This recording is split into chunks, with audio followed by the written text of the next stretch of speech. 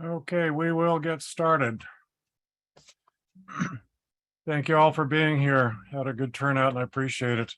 Hopefully, we have a little bit different slant on this bias issue than you've heard from up to this point. It's really been quite an evolving issue, but welcome, welcome, welcome. Thank you so much. Our guest, we do these webinars every month or two, and hopefully we'll do a bunch of them this coming year on relevant topics. One of the earliest ones we did was about a year and a half ago on price indexing time adjustments when prices were just taking off. And Craig Gilbert was here, and we literally had just about exactly 1,000 appraisers sign up. It was amazing. So this works. Get the word out to a lot of people. And Bill King is our guest today, of course. That's my teddy bear named Tedward. He's been with me for 17 years now. So thank you.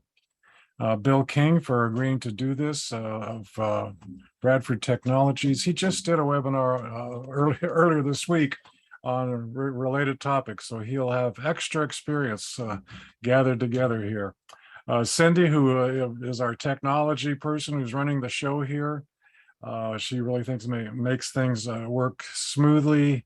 There she is. Wave against her every minute. There's Cindy Law, our executive director for our classes, and does a tremendous job. Appreciate our donors and people who are subscribers to the Asset Analyst Report. Helps us pay for this and also supports the community of asset analysts. Next month's topic is price indexing and changing and declining markets. Craig Gilbert, those of you who are residential appraisers, Craig does a better job of explaining how to do the downloads and do a good, how to plug it into graphs than anybody I know. He's very involved with the MLS boards and is familiar with all the MLS providers in the country. He's just terrific. So he's coming next month. And there's Bill King. Bill, wave. Are you there? Wave to everybody. That's Bill. I get to go first. So I'll be going for about 20 minutes, no more than about 25, absolute max. Overall, we're shooting for about 2 hours. So Bill has most of that time, although probably he won't go more than an hour. And we will try to have time left over for question and answer at the end of the whole presentation. If you have questions during the presentation, go to the chat function at the bottom of your Zoom, and we will try to address those at the end. And also, Joe, are you there? Are you here? I thought you were here a second ago. Yeah, there's Joe waving. Wave again so everybody sees you. Joe is a long-term supporter. Has helped me in my stats, graphs, and data science classes several times. And he's acting as a moderator for this class.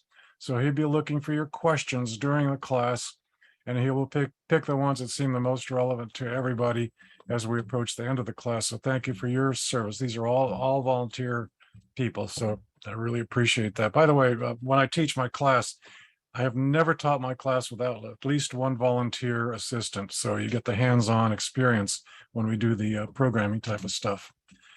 So that's what's coming up. $29. It's free for TAR subscribers. That's November 4th. It's really very similar to what we did a couple of years ago when markets were dramatically shooting up, and now the markets are dramatically shooting down, and how to handle that. Also, I have the feeling we're in for an extended period of market weirdness, mostly edging down and bobbing up and down. So price indexing, time adjustments are going to be almost at the forefront of everything we do. This is me. It's a long story. I won't go into it, but basically, I'm a frustrated academician. Always wanted to teach college. I have a little bit, but I became an appraiser and then started teaching these classes for a while. I try to give back to the profession. It's been really good to me. I had three main topics, I think. Bill and I have talked about this. I think we have clarity, but I'm not sure. So we'll just go. Bill and I tend to agree on a bunch of things, so it makes it easier. And it's not really about opinions. It's about getting facts and logic and being a good reporter of what we learned. But how to prevent being accused of bias. You know, there's so much stuff out there right now.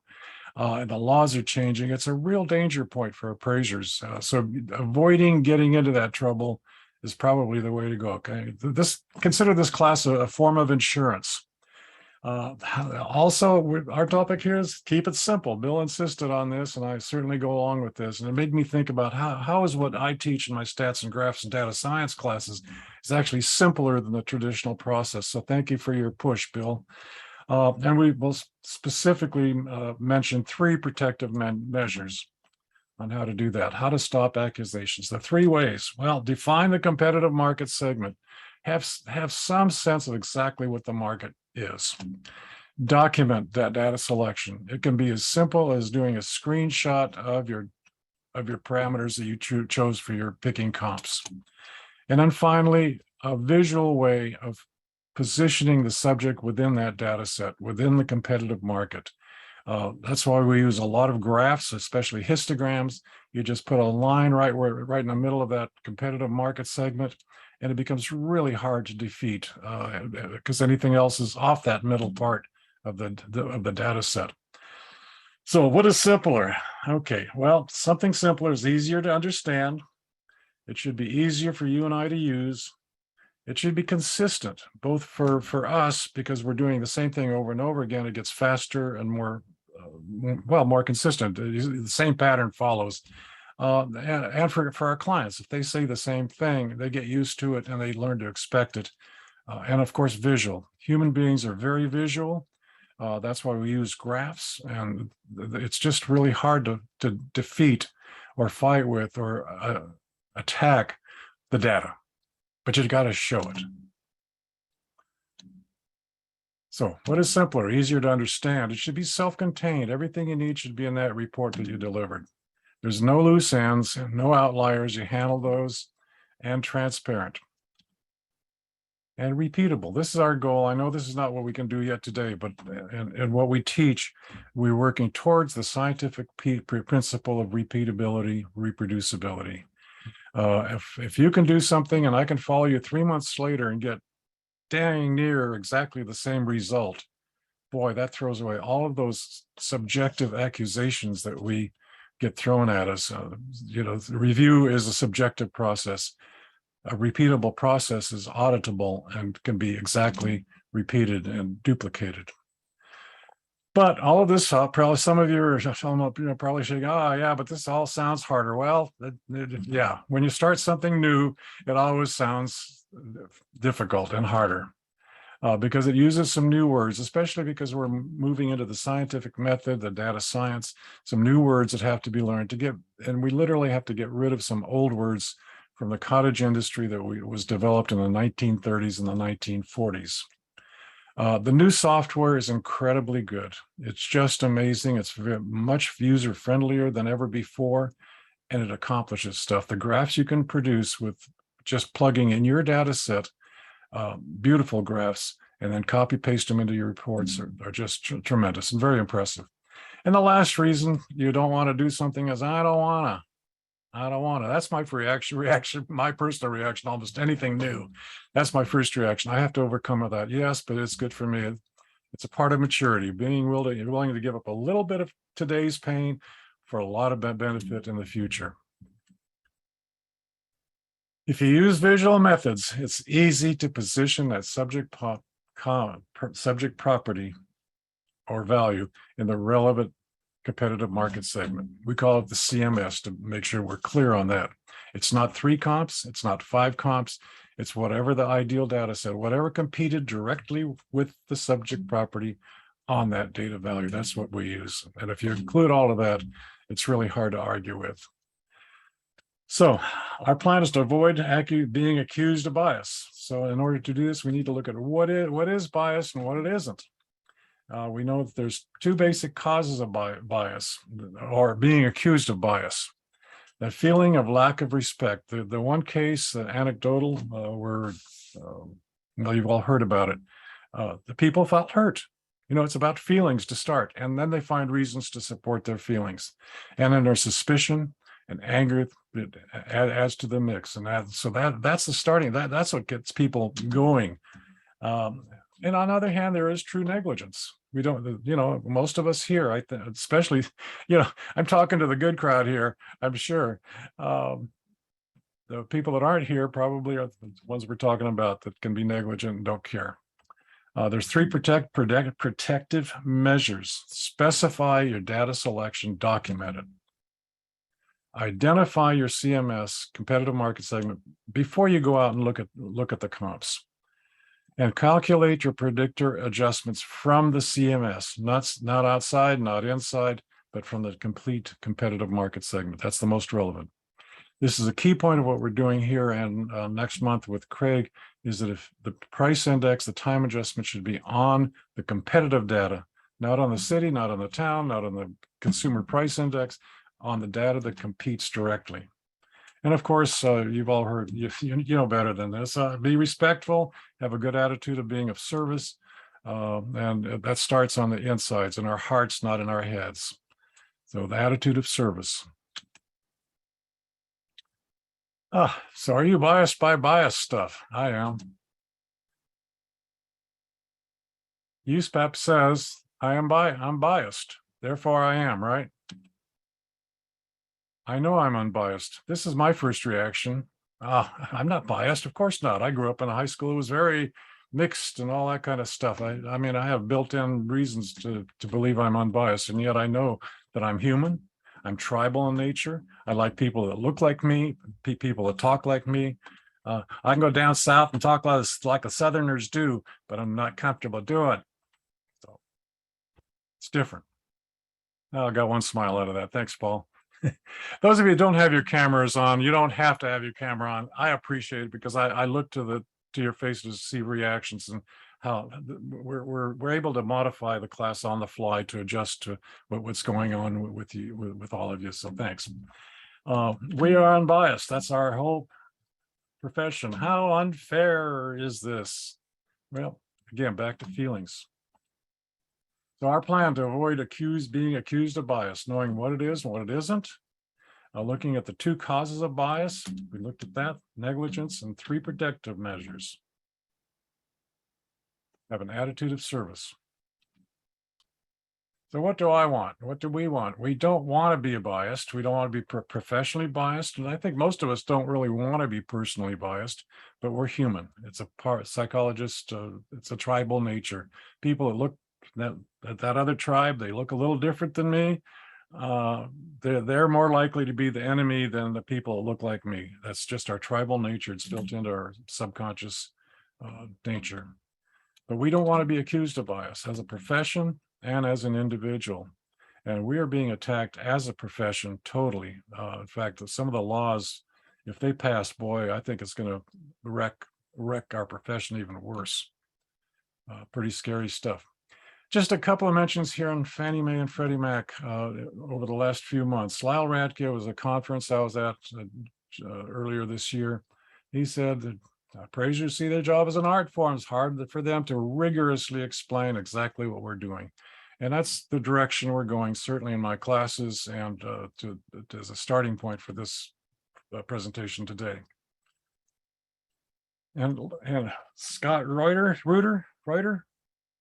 Scott Reuter said appraisers need to spend time on developing a market conditions analysis in the appraisal. It's truly the backbone of the appraisal. So I'm kind of tying together this idea of what's coming next month's webinar on price index time adjustments, because it's going to be a big issue, and the bias issue, because they're going to start connecting with each other. Our mission is to connect your special expertise with the power of modern technology, data science tools. Science is the systematic study, by an expert in the field of study. That's you. That's what science is. But it brings in some new words. So what is bias? Well, USPAP.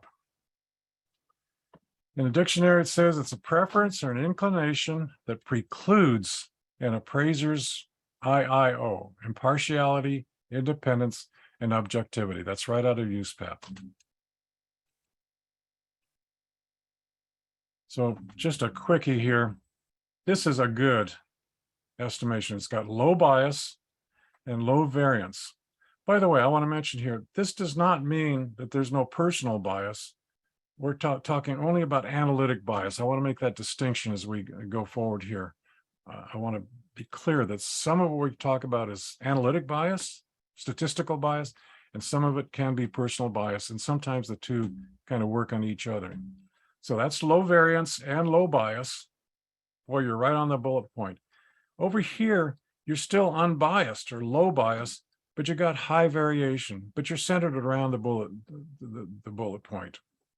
Here, this is high bias. It can be analytic bias or personal bias, but it's a well-supported personal bias or analytic bias. And here, this is the worst case where you got both bias and sloppiness, if you will. So this is careful and accurate. This is sloppy and biased. So let's look at a couple of words here so we're clear on what is objective versus what is subjective. Objective is free of bias. This is out of the USPEP also. Free of any bias or prejudice caused by personal feelings. And objective is based on facts instead of thoughts or opinions. I want to just throw in a quickie here. When we're picking comps, we're basing that on our thoughts or opinions. That's the appraisal process that was developed in the 1930s and 40s. And even when I became an appraiser, it was still the best science because comps were hard to get. Today, we have all the data and we can use all the data that's relevant objectively. Subjective. Not impartial, based on your opinions or feelings rather than facts or evidence. So why are we as a profession and as individuals so vulnerable? Okay, I've got to take it just a second out. I'm really shooting here at some of why we are so vulnerable. Look at the very thing on which everything we do is built. We've got this definition of market value for certainly all of our loan, 80% of our residential stuff anyway, probably close to 100% of everything we do. Buyer and seller are prudent and knowledgeable, not affected by undue stimulus. I wrote this about 15 years ago after the last economic meltdown. Buyer and seller are typically motivated, well-informed, well-advised, enough exposure time, US dollars, and unaffected by special and creative financing. I was bothered by that because remember though, we had those 100% loans, 125% loans, liar loans. It bothered me. And I said, there's something wrong with our definition of market value. And so we get into this thing called groupthink. Everybody did that, but it was a problem. As I looked into it, I realized here's the George Dell operative definition of market value. Buyer and seller are both acting speculatively with exuberance. Remember back 15 years ago, 12 years ago? Affected by universal euphoria. Everybody's going to get rich if you could just buy enough houses. Buyer and seller are avariciously motivated, and they're advised by uninformed and commissioned salespeople that are totally objective, right? Reasonable time for exposure, that's made sense. You cash and dollars, okay. And so price is normal, enabled by unrestricted special and creative financing provided by commissioned salespeople. The very definition of market value, everybody went with this and everybody ignored it. It's called groupthink. So words are important. I'm not going to go through these. These are some of the words we clarify in our classes. But certainly bias, we make the distinction between personal bias, model bias, and statistical bias, which is not important to appraisers. It's called approximation bias. Actually, since we don't take random samples, we don't care about that. So the only two types of bias that we should be subject to is personal and model, picking the wrong model. So we got this war of words. I'm going to skip through this one. That's a mistake. I apologize. Let's get down to some practical steps. The main solutions: document your search parameters. Even if you just take a screenshot right off your MLS or CoStar, this is exactly which you should. If you got a picture of it, what more do you need? Download all the relevant data. USPEP says you got to use all available data that contributes to your credible result. Nowhere in USPAP does it say use the best 3 comps or 5 or 6 comps. Nowhere. It says use all the available data that's relevant. And then display the subject position in that data. That's really the sum total of my classes on how to do things right. Obviously, we expand on that. There's 3 primary algorithms, 3 visuals. We look at markets using the histogram. The bins here each have a range of prices. Like this is all the houses right around $1 million. This is all the houses right around $1.5 million for this particular neighborhood, this is real data, by the way. The island of Coronado, right across the bay from where I am right now. So we use that to explore the data, to explain it, and just to understand our market. Price indexing using a scatter plot. We put sale date on the x-axis and the sale price on the y-axis, and we do a linear regression on that. And folks, the formula underneath that is the time adjustment for the data set. If you select the data set correctly, it's all math. There's no way to challenge that. They can only challenge you on your selection of data. So that's why we spend so much time in getting the right data. And we can contrast using a box plot. So those are the 3 graphs that we primarily use in the classes. And box plots are really good for comparing 2 neighborhoods, two property types right next to each other, and getting time adjustments on that. Again, data selection, getting the right data set is the key to success. So picking 3 comps is becoming obsolete. I'm on the AVM standards committee that the Appraisal Foundation, by the way, you're paying for that, and they're creating standards for the AVMs to compete with you and me. I don't like that, but at least I have an opportunity to be on the inside track of that.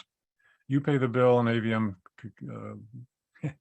companies get the benefit, that industry that competes with us. So picking 3 comps is becoming obsolete. We continue losing market share to AVMs and other valuation types.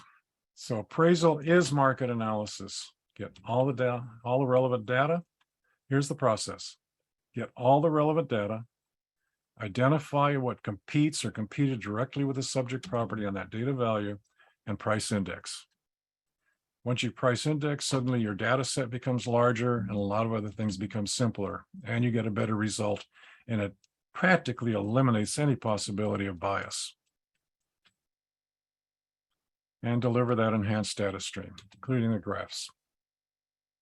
Subjective judgment in the valuation process opens the door to getting accused of bias. So you want to eliminate subjective judgment as much as possible and show what the facts are, what the data is, and show your logic. Objective methods reduce the potential for real or false accusations. And there's a lot of both going on. So evidence-based valuation sharpens your judgment, it clarifies your reporting, and it works towards providing a reproducible work product which expands the money we can make and the personal satisfaction we can get from being appraisers.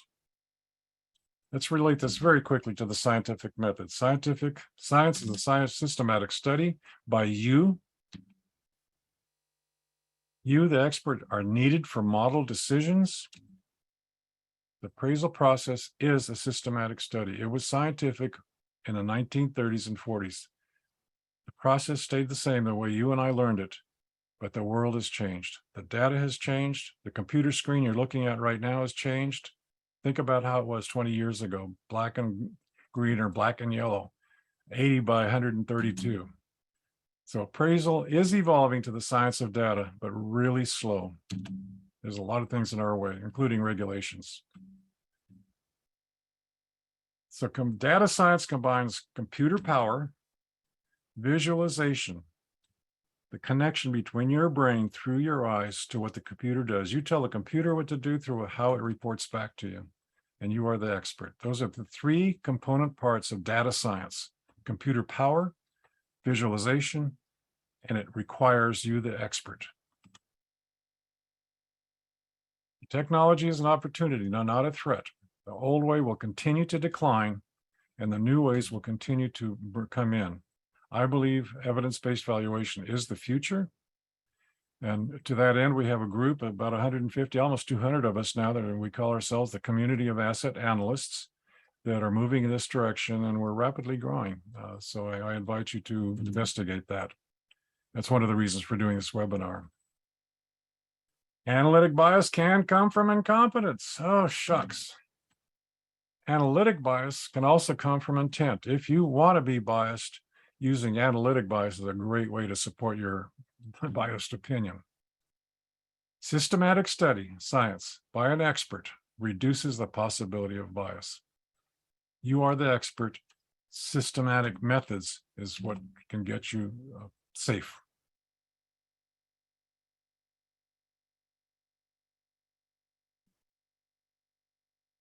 Hypothesis is like our scope of work.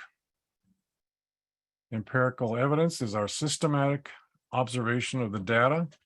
And we really spend a lot of time in my classes on how to be systematic about getting the right data. And so it's unassailable. Control for the variable you're looking for. Get rid of the chaff, the stuff that's not relevant. And strive towards replication, the ability to be duplicated. So objective approach is not subjective, and it moves towards being unbiased. I believe that once you have a sense of what we're talking about here, bias kind of reveals itself. It becomes obvious. We pay more attention to assumptions. In the review work I've done over the years and the litigation works I've done, the biggest problems with appraisals have been where the assumptions were wrong in the first place. The rest of the analysis looked great, but the assumption was wrong. By doing procedural, integrating the right procedures, it helps you have integrity and ethics. Ethics become easier. You're not confronted with that issue every time. So the war of words, what is bias? It's a different way to look at this problem. Ask the question, is there actual bias, whether it's conscious or unconscious? Many years ago, I came to believe that the appraisal education should include a little bit of psychology on how we human beings are automatically, unconsciously or subconsciously biased. We are tribal, we are animals, and that's a part of our brain works that way. Dealing with that, I believe, should be a part of our ethical and behavioral and standards education. And I believe that a long time ago before all this stuff came up. Is there vulnerability to being accused of bias? USPAP Rule 1-4 says use all the information necessary. Why are we vulnerable? Because we pick 3 comps, because we pick 6 comps instead of using all the data. For sales comparison approach, use such sales data as are available. You don't go 6 or 7, then go out in the field and pick 3. Yeah, we still continue to use 4 or 5 comps, a core problem with appraisal thinking and process today. Makes us vulnerable to being accused of bias, both individually and as a profession. So how do we select a data set? Just got about 6 or 8 more slides here, I believe, then I'm going to turn it over to Bill. We select a data set by reducing the problem into smaller parts. You got this world of all these sales in your city or area, and the process of reducing the problem into smaller relevant parts is called reduction. You look at the smaller parts and then you put them back together. Use your sharpened judgment on what we call the 5 dimensions of similarity. What is a comp? We reduce it down to 5 parts. Look at each of the 5 parts, and then we put them back together. It's called synthesis. So reduction is putting into pieces. Synthesis is putting the parts back together. Kind of like the 3 approaches. You do 3 approaches, that's reduction, and then you put them back together in a reconciliation. So the 5 dimensions of similarity are property type and rights, transaction, like definition of value, and what kind is it, cash or what? The time, how far back do you go? Space, geography, location, and then the features. The property type includes income, elements and amenity user elements. Transaction includes motivation, financing, adjustments for the transaction type. Time, the only thing we're really looking for is a data value. How far back do we go? And by price indexing, we increase by 2 or 3 times the relevant data we have to use to do for the rest of the appraisal. And space, as a practical matter, I like to break location down into 3 component parts. What's next door? What's on the same block, so to speak, and then what's in the town or in the neighborhood. So adjacent, touching, proximate, close by, and area influence, kind of the neighborhood. And then the features are everything else that a buyer, once they say, I want a house in this neighborhood, what's their trade-off between a swimming pool and a 4th bedroom, between a view and a larger house? What is the usefulness of these 5 dimensions of similarity? It reduces it to smaller parts that are easier to get a handle on and apply better judgment, sharpens our judgment. It increases the objectivity of the process. Makes it clear both to me as an analyst, and it makes it clear to the user of the report. It helps our reasoning towards that overall data frame. It helps us quantify exactly what competed and what did not compete with the subject property. I'm going to turn it over to Bill. If we have time, I would like to do a short, about a 4 or 5 minute demonstration using R, which is the analytics software that we use. It plugs easily into, as you all know, Bill King works for a company that sells software. So, you're allowed to talk about how good your product is, Bill. I'm completely comfortable with that. Everything I've talked about here very quickly, I realize that plugs right into Bradford software. So with that, I'll turn it over to Bill. I'll cut out here, and Bill, we'll go until you get done. If we have time, I will do this demonstration. I have 3 or 4 more slides to kind of wrap it up, and we'll probably have time, questions and answers. Please, if you have questions, go to the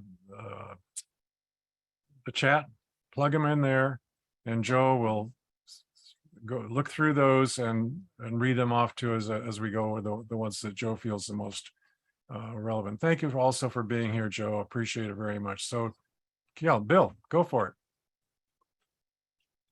Thank you very much, George. I really appreciate the opportunity. I am going to, hopefully, with some degree of success, actually share my screen. And if you could let me know what you see, that will let me know if I was successful. You're successful. Okay, fantastic. So before I start advancing through my material, let me, first of all, again, thank you very much, and George, and thank everybody who's in attendance for coming today. We appreciate that a bunch. I'm essentially going to repeat a fair amount of what was in my webinar earlier this week. So if you were there on Tuesday, hopefully this will look somewhat familiar. But I want to begin, even before I go through that, to pick up on a point that you made, George, that I've really ruminated on quite a bit in the last 2 months or so, as all of this has been elevated to a prominent national conversation. Lots of people are asking lots of questions, and it certainly presented some challenges for a lot of people.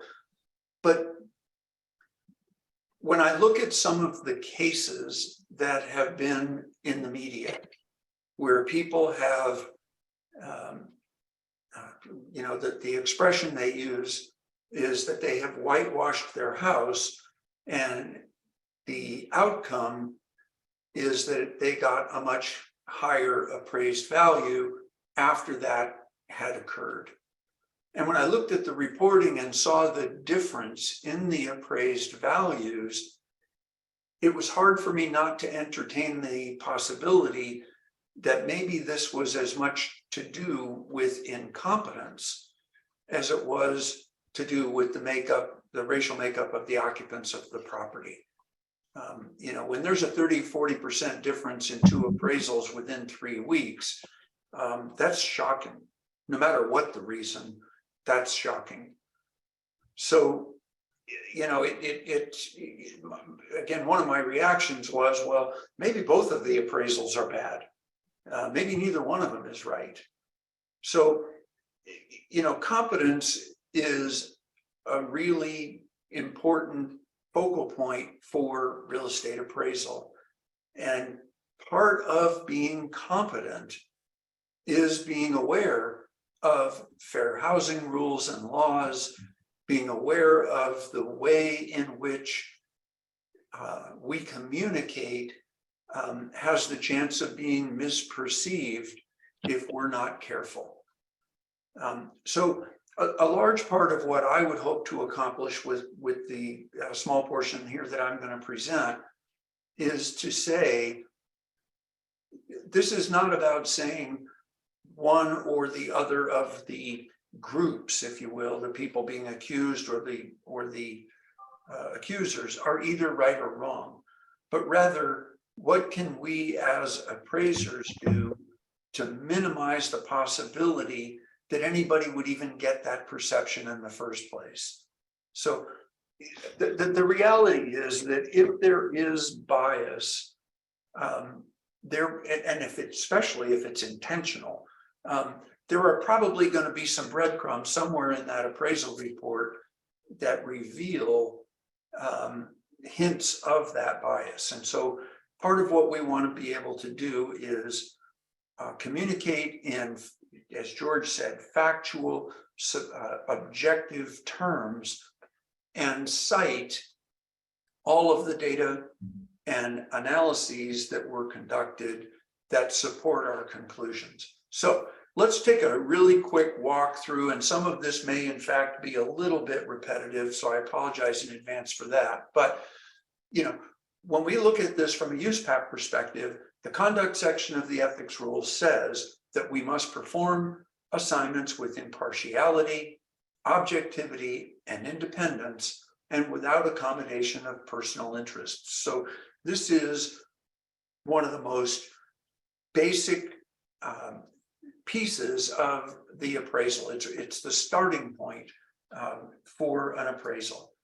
The cornerstones of appraisal practice, and this has been true since the first edition of USPAP. And in fact, if we go back and look at the codes of professional practice and ethics rules for the appraisal organizations before USPAP was even around, these are there. So it's about independence, objectivity, and impartiality, all of which are under that umbrella of lack of bias.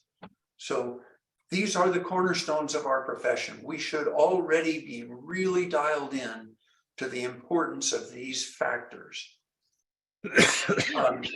The Appraisal Standards Board has an exposure draft out there, this third exposure draft on proposed changes to USPAP. The comment period has closed, but in effect, this is creating, or they want to create, a non-discrimination section in the ethics rule. So it's already there, but by breaking it into a non-discrimination section and giving it a little bit more detailed treatment is about putting an exclamation point on what is already there. We're really not talking about a new concept.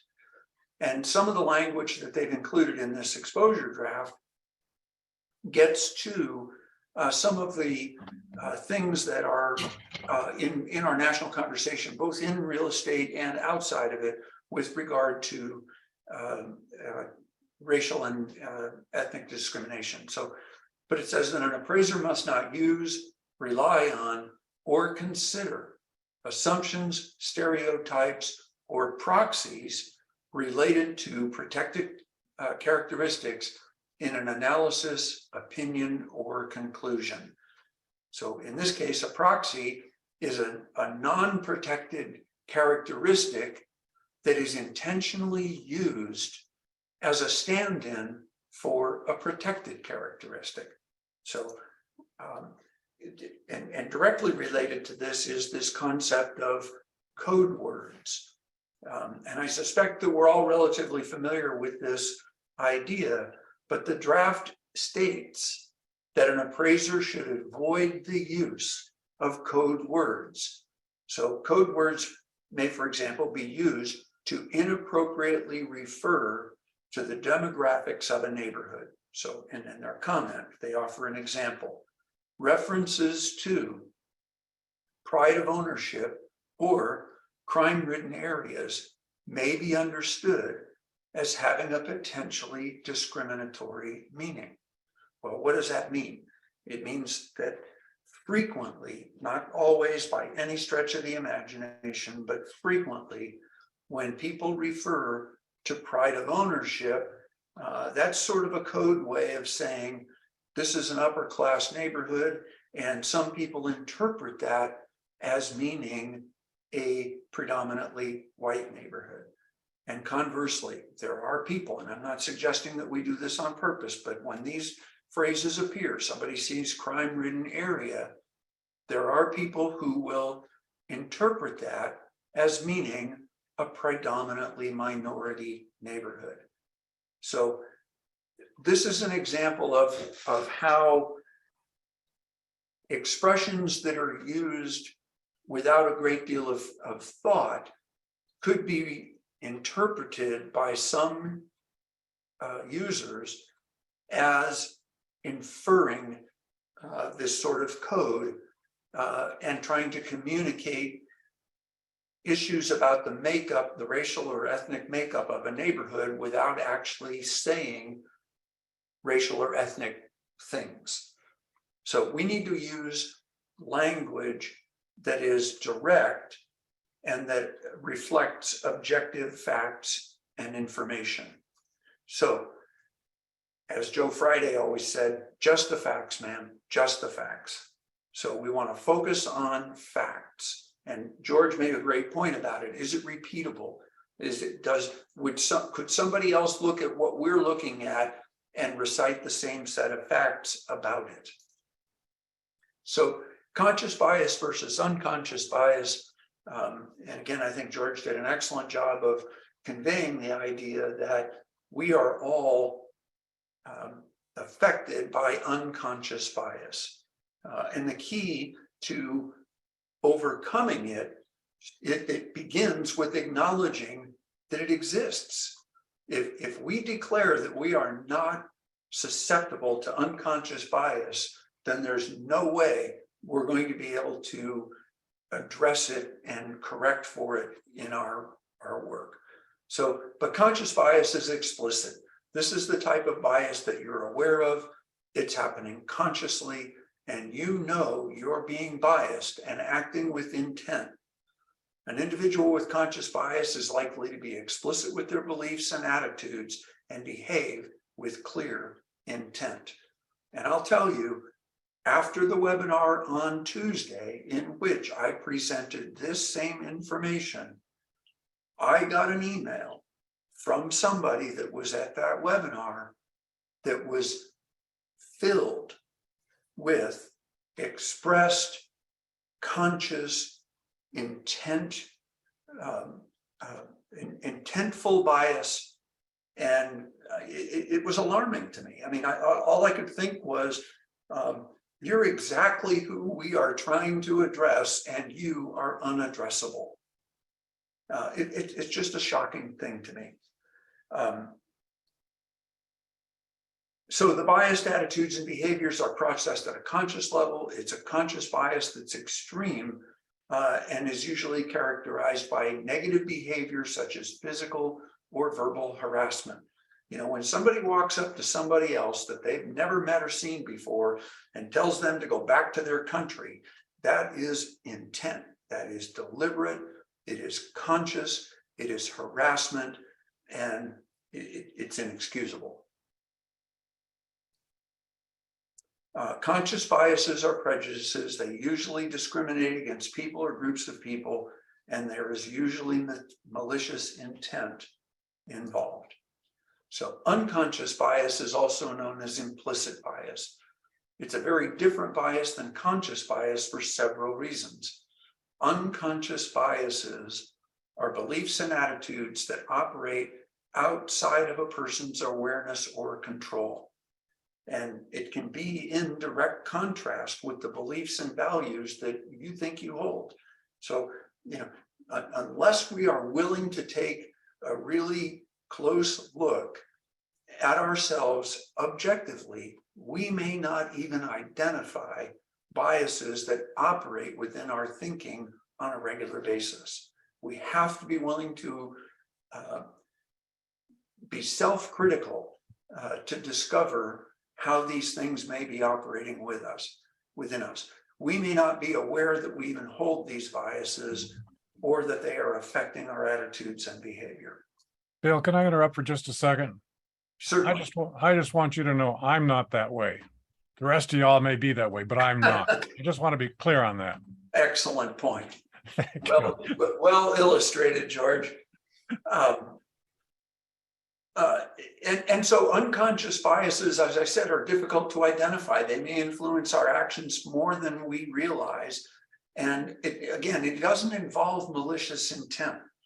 A person is generally unaware of these biases and unaware of the effect they might have.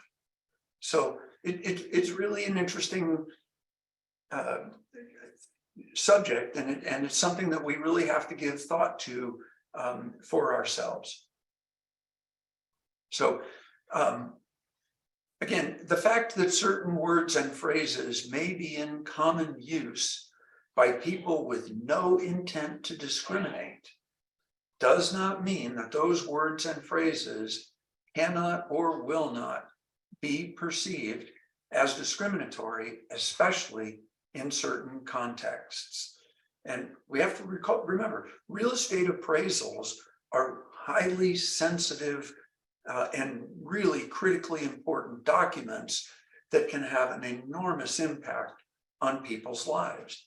I mean, we're talking about a single document in a real estate transaction that can ultimately make the difference between whether somebody concludes a transaction or not.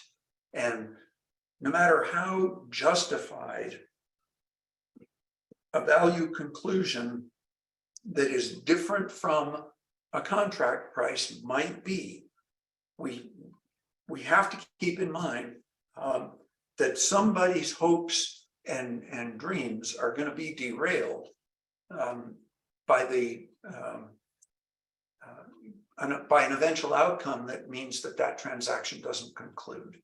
So, and I'm not saying that we should try to make everybody happy. That's not the point at all. We just need to be sensitive to the fact that every appraisal we do has a huge effect on the lives of the people that are involved in that transaction. So subjective versus objective terms, as George said, subjective terms are based on or influenced by personal feelings, tastes, or opinions. Objective terms are not influenced by feelings or opinions and are about representing facts. So in the unacceptable appraisal practices section of the Fannie Mae selling guide, and again, this has been here for a long time. This is not news. But it talks about the use specifically of subjective terminology as being an example of an unacceptable appraisal practice. And it says, it provides this list, including but not limited to, and pride of ownership is the first thing on this list. So again, we want to be really cautious about the terms that we use and recognize that even if we have no malicious intent in using them, if there are people who could perceive intent, we want to not use those terms. So UAD provides a good example of some objective terms. If you look through the definitions for quality and condition in UAD, you'll find that each of the Q1 through Q6 and C1 through C6 definitions is really focused on objective terms. Things like individually designed, high quality or high grade, and those modifiers are put in front of things like refinements, ornamentation, workmanship, materials, finishes. So we're talking about the component parts of a structure, standard or above standard, and that usually is measured against what we would call tract homes or so-called builder grade standard. So we've got a benchmark, and then things that are above, equal, or below that benchmark. Basic quality, lower cost, economy, minimal detail. These are all objective terms to describe what in some markets people might call a starter home or something like that. So appraisers are responsible for the language and terminology in their reports. Most misinterpreted language is unintentional. And again, our intentions may be good, but we can't control how others might react. So again, I just can't emphasize enough how important it is to pay close attention to these terms. So what are the things that we can do now that we have a better understanding of the problem? Well, within click forms, and George gave me permission to brag about our product, we introduced, or about to introduce, a tool within click forms that enables an appraiser to quickly check an appraisal report for the presence of any biased or prohibited terms.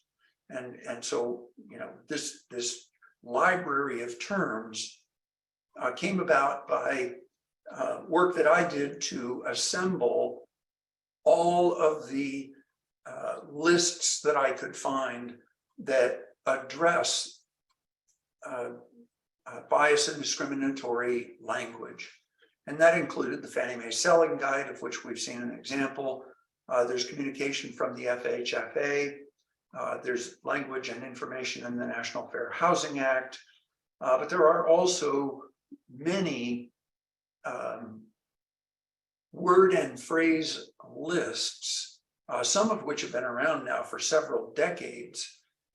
These were originally published by the National Association of Realtors for the population of real estate agents for guidance in writing advertising. So they developed a fairly comprehensive list of terms and then coded them. And I've got an example of that in here. So the green terms are words and phrases that a real estate agent could comfortably use in advertising without running afoul of fair housing laws. The yellow terms are those that probably could be used, but should be used with caution. And I say, that caution has to be around context. There are communities that are specifically designed for people 55 and older. Well, that would seem at first glance to fly in the face of the concept of age discrimination. But in fact, there's a purpose for those communities. There's also assisted living facilities that are designed for people who have difficulty with certain life functions. And so it would not be inappropriate to reference things like senior housing, where that is a sort of qualification, if you will, for being able to occupy that kind of housing. But in any event, so context is really important. And I'll show you an example of what I mean by context and how it can differ when the same word is used in just a minute. But then we have this collection of terms in red that are unacceptable. And, I started using this list a long time ago myself with the idea and understanding that if this isn't acceptable for advertising, wouldn't it make sense to make sure I don't use these terms in an appraisal report? I mean, the appraisal isn't for advertising purposes, but if you stand back and look at it, we're communicating to essentially the same audience. So it's really important to pay close attention to these kinds of phrases and make sure that they don't appear in your appraisal report. So can you now see the ClickForms appraisal report form on the screen? Yes. Excellent. So just real quick, so what we've done here, I guess I have two instances of that thing going, but that's okay. So we have this tool that will enable you to find biased terms. And, you know, hopefully an appraiser would use this a few times and maybe replace questionable language that might be built into templates, or, you know, have migrated into our appraisal reports over years without us ever really thinking much about them. And then, you know, you develop a new habit and practice that no longer requires you to be as concerned about it. But, you know, I inserted some terms rather deliberately here in order to illustrate. So, you know, classy is rather subjective. You know, whose idea of classy are we talking about? So, you know, what we might say is, instead of that, is, we could say instead of classy that it is highly finished and well pointed, and replace that word. You know, another one that shows up on the lists, and I've probably used this countless times over the course of my career, but walking distance. Well, you know, one of the reactions that I got this from my dad, but, you know, people would say, well, is that within walking distance? And he'd always say, well, everything's within walking distance if you have enough time. But it really is a somewhat subjective term. And of course, you got to have two good legs if it's going to be within walking distance. So maybe a better solution would be to say within, instead of within walking distance, we could say within 1/4 mile, and replace that term. And now what I've told you is how far away it is, and it doesn't matter how you cover that distance. What you know is the relative proximity from the property to, in this case, a grocery store. The next one, and this comes up frequently, is the term master. And so there's been a movement, and apparently it's been underway in the real estate community for some time. It's made its way to the appraisal conversation relatively recently, but people have taken to replacing that and starting to call what we used to refer to as master bedrooms or master bathrooms as primary. And so I would replace primary, or replace master rather, with the word primary. But here's why I'm not going to select replace all, or in this case. I'm going to replace that term, but the word comes up again in the same cell. But this time it's in a different context. So I indicated that the subject's exterior is maintained by the homeowners association, and the exterior materials, siding, roof, etc., are covered under the association's master insurance policy. Well, if I were to try to change the name of that policy, it would, among other things, make it difficult for somebody to identify which particular insurance policy I'm referring to.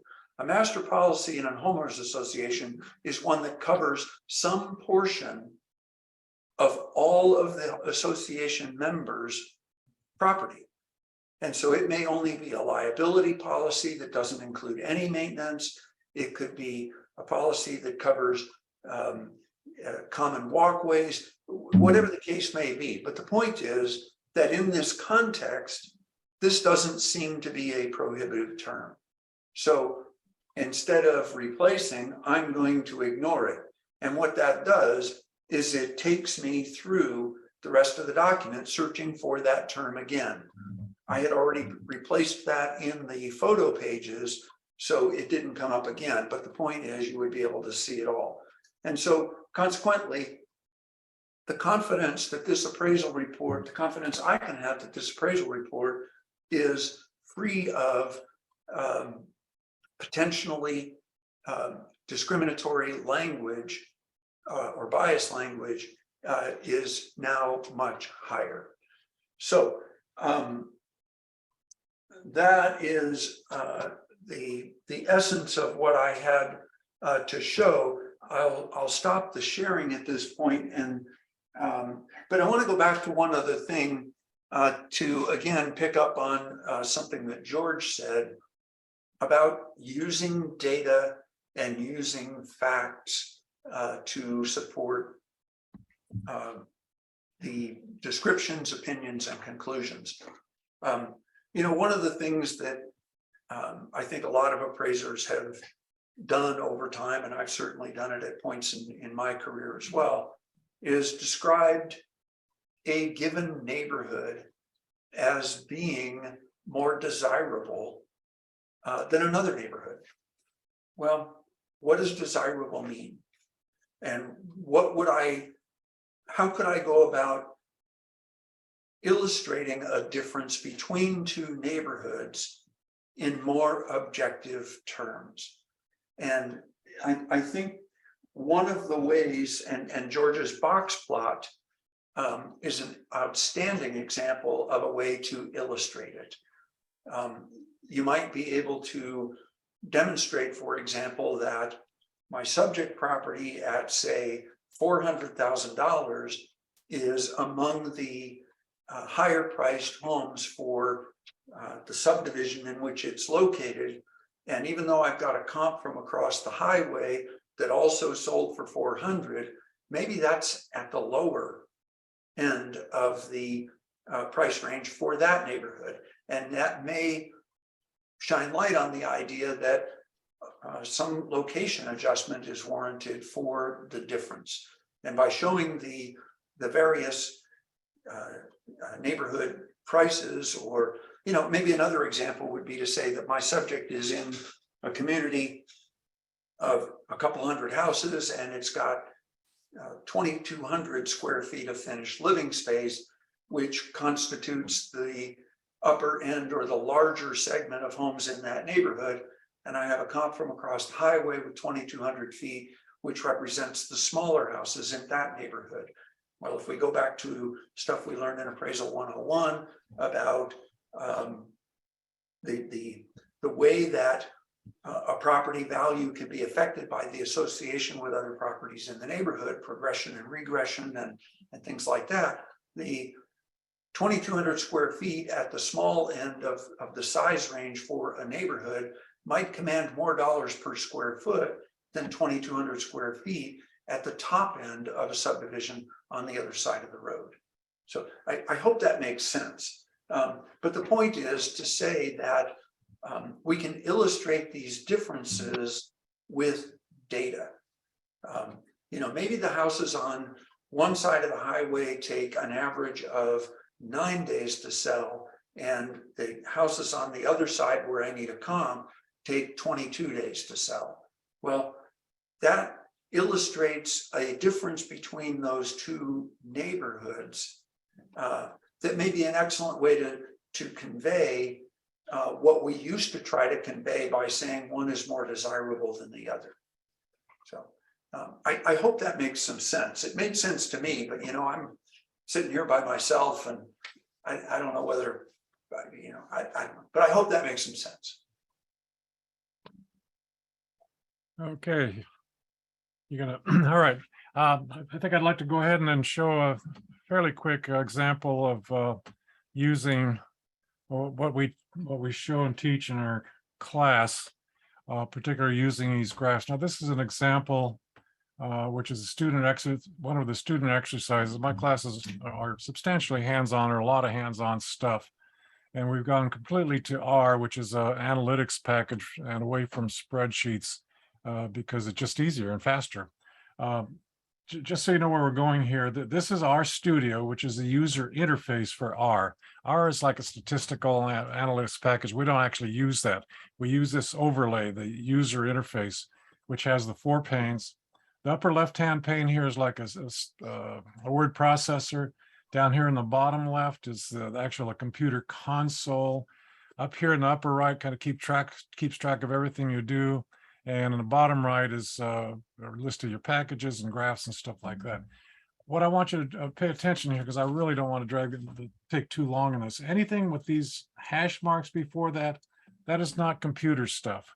That is a part of the what you get in class. And this is me talking to you as a student in our class. However, if we go down here to like here, well, this is an actual computer command that says install a package called ggplot2, which is a graphics package. You don't have to pay $300 for it. It's free. So we show how to install packages. When you library it, that means this appraisal will use the ggplot2 graphics package. So I'm going to go ahead and click on that. And watch down here in the bottom. I'm going to clear that off so it's completely clean. When I put my cursor here and go up here and click on run, it'll actually run that command. And the computer's telling me, yep, that's what I did. And here's some more stuff as part of your education stuff. If I want to, Eagle SFR is an actual appraisal I did on a house in my neighborhood where I live. And if I want the field names on Eagle SFR, I run it. And there's the field name. So I don't have to worry about remembering them because the analysis basically is on the fields, not on cell by cell like in Excel or in form software. If I want the mean sale price of Eagle SFR appraisal, sale prices, I put the cursor there and I can click on run, or I can hit Control Enter, which is a shortcut. So I'm hitting Control Enter and there's the mean sale price. It's that quick. Just those 4 letters. If I want the median, I put my cursor there, hit Control Enter. There's the median. The relationship between the median actually tells me a little bit also. I might want to create a new variable called prices, which will go in up here. I've already got it there, but basically the new variable prices will be Eagle SFR data set sale price. So I'll hit Control Enter. Now I've got a new variable. It's listed up here. The computer says, yeah, I did it down here. And if I want a histogram of the sale prices, I can hit Control Enter, and there's my histogram. It's that fast. That fast. Now, what I want you to know is that all this programming stuff may seem complex, but you don't need to do it. We share it, we give it away. In order to make this run and everything else I'll show you from this point on, is you need 2 things. You need to download the data set with the field names that we use, and you just need to plug in your appraisal name there instead of Eagle SFR. You substitute your appraisal name, data set, and the template that you download from MLS has to have the same field names exactly. You only do that once. It'll take you an hour or 2 the first time you do it, and you probably cuss at George Dell. Oh no, but then when you get it, it's really cool, and it's good for the rest of your career. I mean, I've got templates that I set up 20 years ago that are still in my MLS. Okay, so there's a histogram. Okay, but that's base R. It's ugly stuff. So let's load up ggplot2. I'm going to hit Control Enter. Now it's in the library for this appraisal. Let me go down here and build a histogram. Now it's a little more clever here. Now it's going to be a histogram, and I'm going to specify that the width of these bins are exactly $100,000. I'm going to have the outline black and the fill red. It's going to be prettier, and I've got a theme that I'm going to add on there. I'm going to give the graph a name. And folks, you only have to do this once. Actually, you don't have to ever do it. You can steal my code. All you have to do is plug in your appraisal name and make sure that the field names are the same. And there's a theme for the background, yellow and black. Let me put the cursor on there, and I'm going to hit Controller and watch in the bottom right. And you can create that pretty graph that quick. I mean, literally seconds. This does not take minutes or hours. Once you got it, minutes, seconds. Let's keep going here. Okay, let's create the histogram with the bin widths, $50,000 wide. Different colors. Can you see the difference? In fact, here I can go left and right and compare this is the same data set. I can go left and right and compare the bin widths, and my eyes see different things. With histograms, we usually recommend 2 or 3 different bin widths, just so you understand your neighborhood. So here's a scatter plot. Here's a basic idea. Here's this Eagle ggplot. That's a graphics package. Eagle SFR, aesthetics, which is a picture of. Now we're going to create a scatter plot. The data sale on the x-axis, sale price on the y-axis. It's going to be a scatter plot. Let me run this command and watch the bottom right. For as far back as I wanted, it shows me all the sales over time. If I want to make it prettier, I'll go down here. And there's my Geom Smooth, which is I know I'm going fast, folks. This is not intended to be a class. This is intended to show you what is possible, what you can do, and what we teach in our class. So it's a linear model, the polynomial of the first order, which is a straight line.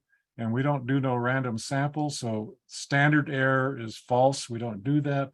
Let me run that. Well, I just did. So that's that. Okay, and then finally, just to show you one last thing, we can create a bar plot by how many bedrooms are distributed in this neighborhood, and here we go, and that's it. So you got this many 2-bedroom houses, about 35 of them, 3-bedroom houses, about 65, and 4-bedroom houses, about 20 of them, and one, let's see, 2 or 3, 5 maybe bigger, and we got one outlier here that's probably a typographical error where the broker forgot to put in how many bedrooms there are. So that's that. And if there's any questions on that, let's hold them till we're done. Let me do 4 or 5 more slides and I'm done. Then we'll open it up for questions. And so this is what we just did.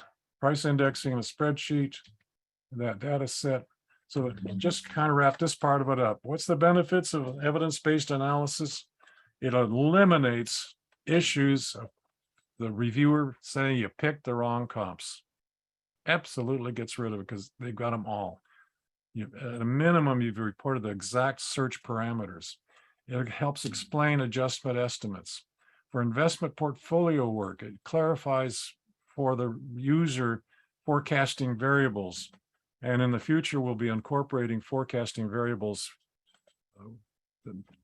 Really important topic. And enables risk scoring. How reliable is the work we're actually doing?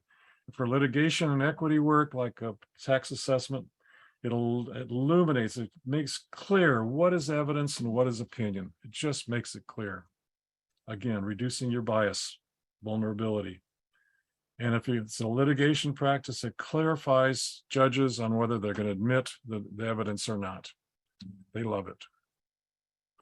And if you happen to do litigation practice, it really is a great way to expose the other side's vulnerability or bias or incompleteness. It just makes it stand out.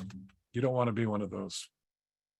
Benefits to regulators. One of the things holding our profession back, I believe, is that our standards, our old practices, habits, the vintage good stuff is embedded in our standards, is embedded in our regulations, and it's a massive regulatory burden. So regulators, it can remove subjectivity when they're auditing banks. It separates natural variability. I mean, obviously our data that we work with has natural variability. Even when we measure a house, 2 appraisers aren't going to come right to the nearest 1/4 inch. We're going to have some variation in everything we do. So it separates that variability from just plain sloppiness. It reduces costs of enforcement for regulators and states. It reduces cost of enforcement officer training. They have to be trained to pick on us. Oh, no, did I say that? Yes, they are trained to pick on us. Don't quote me, don't quote me. And it helps improve public understanding of results. If you show them a graph and say your subject is right here in the middle, because the data was selected from the data right around your neighborhood, right around your property type, right around the features. It's there, it's visible. The human eye sees it. And it creates credibility with those legislators who are responsible for changing the laws we're dealing with now and in the near future. It could kill our profession, or it could make us more professional, because give us more pride in our own work and make more money by providing a better service. So summary. To do this stuff very quickly, we define our search, download the data, document the parameters to the competitive market segment so it's clear, or just list it. Show the data via scatter plot and histogram. That both helps you understand it and helps the user of your report understand the data. Apply the predictors, like adjustments, to the comparisons. Predictive variables is what we call them. And present those visuals with the subject inside your identified data set. If it's visual, people understand it. I do litigation work. I love being on the stand and showing graphs to juries. They get it. Their heads are shaking. Yes, I win. Document your data search. Document your parameters. Show the subject within the market segment. And with that, I will turn it over to Joe and Cindy for questions. Now's your chance. Go ahead. If you have a question, please type it into the chat. I think we have 9 of them. So Joe, Cindy, you want to cut Joe loose here? Yeah, you got it. All right, thank you. Yeah, I've got a couple of things. First of all, this is came up in your section, George. Is there another data source that you can recommend for market trends beyond MLS? I pointed out the Freddie Mac House Price Index, but that's at a macro level, at the MSA level. But do you know of any other data source that you think would be useful to an appraiser for, say, neighborhood market analysis, besides just downloading their MLS data? You want me to answer that question? Yes. Oh, you can use any data set you want. One of the things we do teach in Stats, Graphs, Data Science 2 is how to merge 2 data sets together. By the way, relevant to this, I want to also acknowledge Craig Gilbert. Craig, you may have missed earlier in the class when I actually, believe it or not, said nice things about you. But I'm glad you weren't there, because I don't want your head getting too big. But Craig is probably Craig probably knows more about the different MLS systems in the country. And we do have that webinar coming up November 4th. It's going to be 3 hours long, as I recall. We're going to incorporate some of what you saw very briefly today. And in particular, Craig and I will focus on how you actually download the data into a usable form and use it either in a spreadsheet in Excel for price indexing, or in R. We'll give you the very simple code that you can just plug your data right into. We're going to try to make it as simple as possible, and in line with what this webinar has been. Wave your hand, Craig, so everybody sees you. There's our expert. And on top of that, it's actually a nice guy, believe it or not. Yeah. Thanks for being here, Craig. Hey, George. Yeah. You want to answer? You want to answer that question? Oh no, I'm not going to answer anything yet. You can repeat anything you said earlier. If you have enough time. Did you say I'm helping you? No, I will not. No, absolutely not. What's happening on the 4th? November 4th. I'm sorry, you lost me. Am I helping you on November 4th? Oh, absolutely. That's your webinar. Okay. No. Let me write that down. Cindy, would you shut this guy down? Mute his microphone. Craig does a wonderful job. He absolutely does a better job of showing how to download data than anybody I know, including myself. Well, Craig, I can tell you that he said very nice complimentary things, and I was only taken aback because until he used your name, I thought he was talking about me. Oh, okay. I like that. I'm kidding you. Hey, but you know something else about data sets and finding data that can be used. One place that I have gone for community data that I think is a pretty decent resource is the American Community Survey, which is data hosted by the Census Bureau.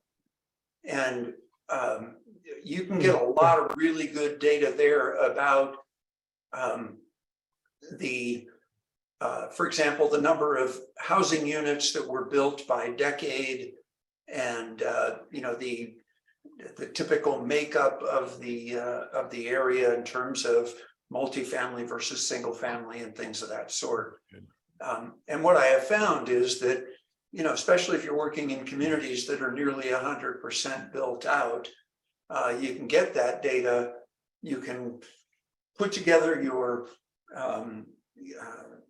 commentary about the community and basically stick it on the shelf, because it's not going to change. If the neighborhood was predominantly built before 1940, even if that does change someday, it's not going to change fast. So things like that can supplement the market data in terms of sales and transaction activity. Okay, very good. Joe, let's There's turn it also back over to you. occupancy. Yeah, there's also occupancy data available from the Census Bureau, Right. which I've used too. So Michael Hansen wants to also add to this conversation. AEI has macro data separated into 3 pricing tiers, good for comparison to price index developed from a competitive market segment. So switching topics. By the way, we will stick around after we're done. If there's any personal conversation, I'll hang around for at least 10, 15 minutes. If anybody wants to chat after we're done, that's fine too. Yeah. Go ahead, Joe. I'm sorry. Yeah, no worries. So this is something that I thought of. One of my mentors, who is the reason why George Dell teaches classes, when he's talking about crime-ridden neighborhoods, what he does is he reports crime statistics.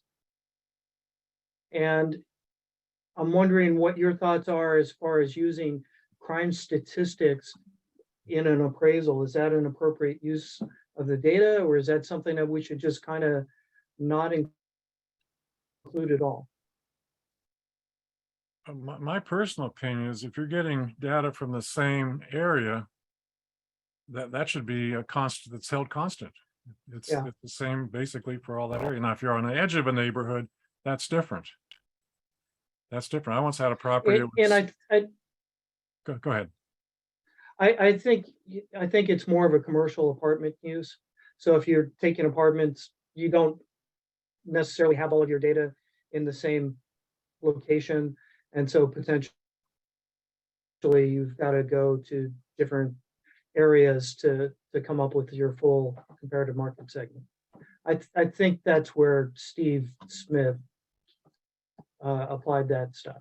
So, but he mentions it anytime anyone says crime-ridden neighborhood. He talks about, oh, I just quote the data, crime stats, and was wondering what anyone thought about that. Okay, next question. This is from a friend of mine. Can Bill give an example or illustration to describe proxy he mentioned in his slides? Can you say that again, the last few words? Can Bill give an example to describe proxy?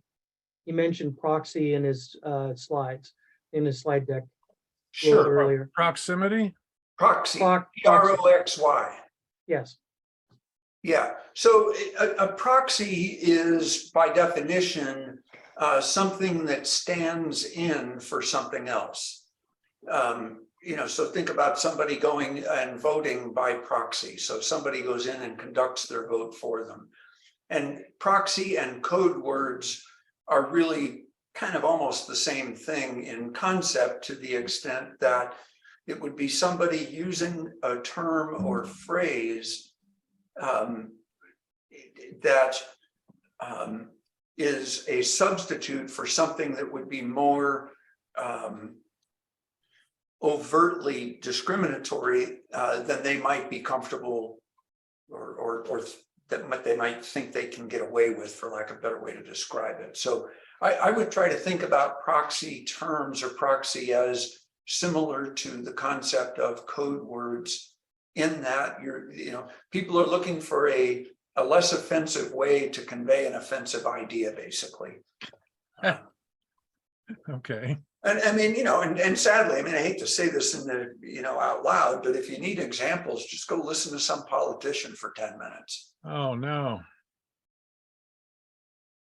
Okay, Joe, next one.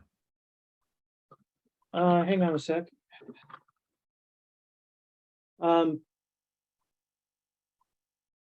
So I wanted to make a comment.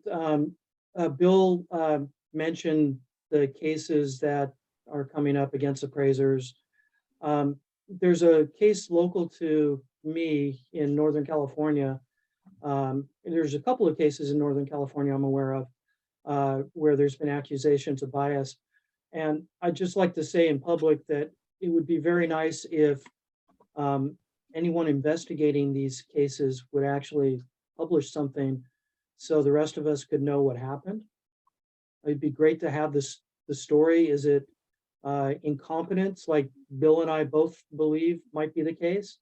Or was there some other finding that could explain what happened? And is it just bad apples, or is it that I mean, either way is a bad look. We're either biased and that's not good, or we're incompetent and that's also not good.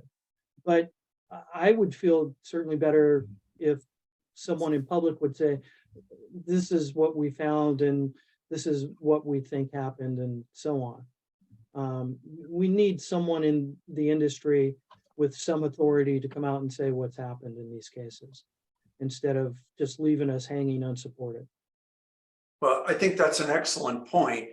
And I made the observation a few months ago that, whether it's incompetence or bias, neither one of those is a good thing for the appraisal profession. No matter what the cause, when you have a 40% difference between two appraisals within a short window of time, we all look really bad. Because 2 appraisers, 3 appraisers, 10 appraisers should realistically be able to go to the same property at approximately the same time and all come to what I would call reasonably similar conclusions if everybody is using, and again, I'll borrow some phraseology out of USPAP. Are they using recognized methods and techniques? Are they doing appropriate research and analysis to produce credible results? Are they presenting the data and analysis that supports the conclusions? As a reviewer, and I've heard it many, many times over from others, you get really tired of reading appraisal reports that start off with the comps used are the best ones. Well, no fooling. I mean, what a great thought. I mean, we would never have figured that out if you hadn't told us that specifically in the appraisal. It just drives me nuts. It's the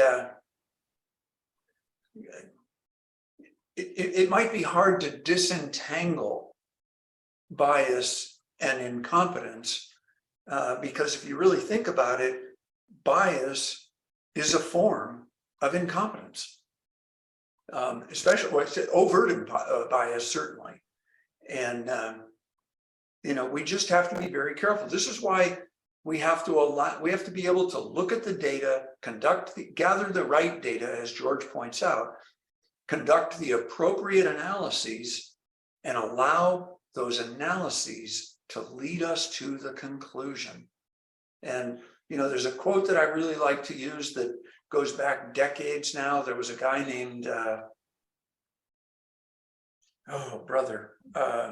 Blankenship, who wrote a book on writing an appraisal report, and it's about the size of a pamphlet for the local zoo. It's not very big at all.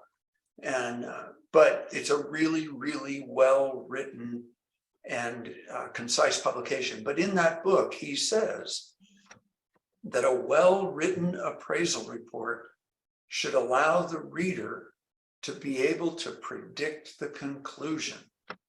And then he concludes by saying, or at the very least, not be surprised by it. And I can't tell you how often I've looked at appraisal reports and leafed through and then gotten to the value conclusion and gone, holy cow, how did they get there? Well, that's not the response you want when somebody looks at your appraisal report. Yeah,